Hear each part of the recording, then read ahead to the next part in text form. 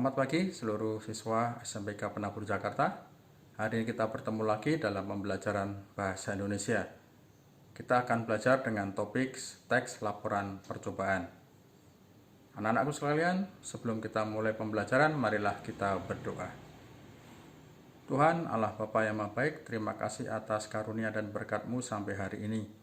Kami akan berdoa Tuhan, berkati kami sehingga apa yang kami dapatkan dapat berguna demi masa depan kami. Amin. Seluruh siswa penabur, siap ya? Kita harus semangat.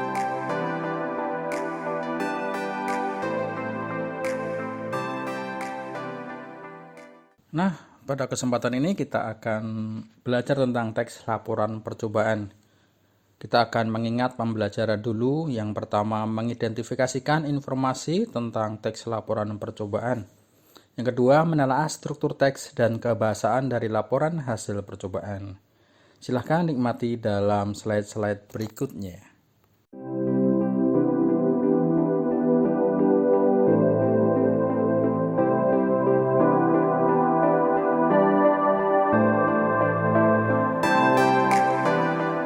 Contoh karya tulis ilmiah biasanya ditulis dengan menggunakan standar baku oleh seorang peneliti dan bahasanya resmi, formal, serta objektif sifatnya. Sedangkan dalam karya tulis populer biasanya menggunakan bahasa yang lebih mudah dipahami sehingga awam dapat memahami dengan cepat.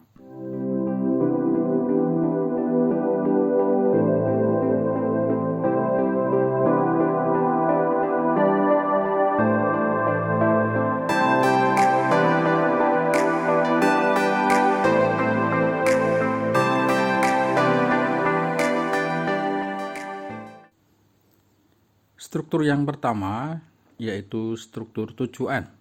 Nah, di dalam struktur tujuan ada latar belakang serta bagian tujuan itu sendiri. Boleh di dalamnya ada manfaat. Bisa dilihat di dalam contoh dua paragraf ini.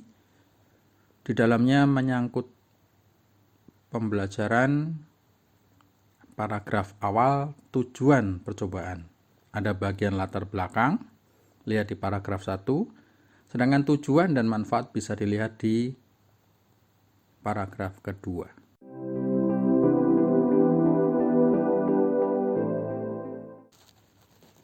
Struktur yang kedua adalah alat dan bahan. Cantumkan alat, cantumkan bahan yang akan digunakan dalam laporan percobaan.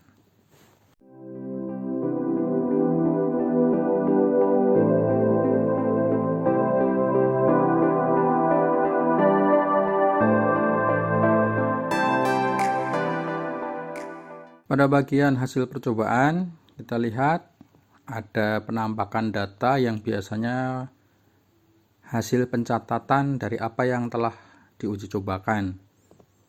Kita bisa melihat di situ.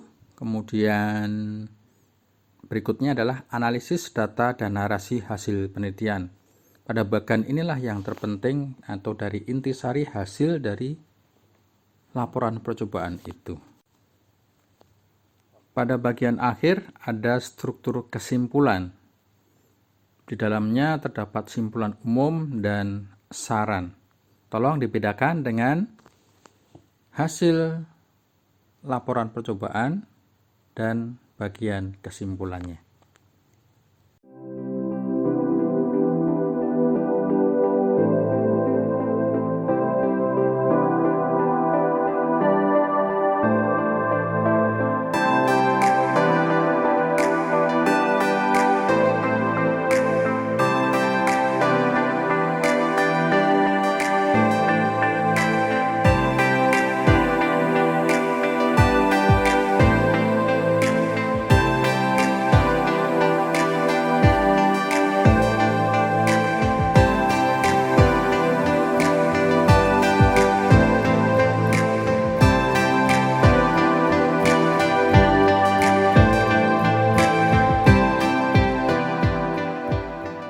Terima kasih atas perhatiannya, dan sebelum kita menutup pertemuan kali ini, marilah kita berdoa. Tuhan, terima kasih atas karunia yang telah Kau berikan kepada kami, sehingga kami dapat melakukan kegiatan dengan baik. Dalam nama Tuhan Yesus kami berdoa. Amin. Semangat.